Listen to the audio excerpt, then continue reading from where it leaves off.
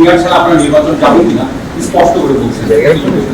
একটা political party নির্বাচনে আমরা অভিযোগ ভূমিকা রেখেছি, নির্বাচন দল হিসেবে আমরা গ্রহণযোগ্য সকল নির্বাচনে অংশ নিয়েছি, পার্লামেন্টে এগুলো আপনারা জানেন। সেই হিসাবে আমরা ৩০ আসনের প্রার্থী দিয়ে মাঠে ময়দানে আমরা জনগণের কাছে যাচ্ছি, আমরা জনগণ কাজ করছি।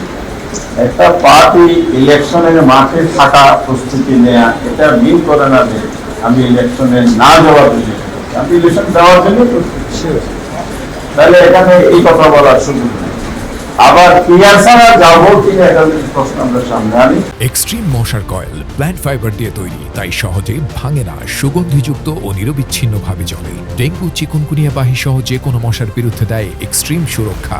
এখানে আমাদের স্পষ্ট একটা বেটার পদ্ধতি, উত্তম পদ্ধতি বলে আমরা মনে করি, জনগণ মনে করছে।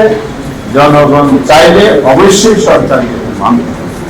জন্য আমরা ইলেকশনে যাব না এই প্রশ্নটা এখনো বেশি টাইম আসে নাই, সময় এটা কথা বলবে।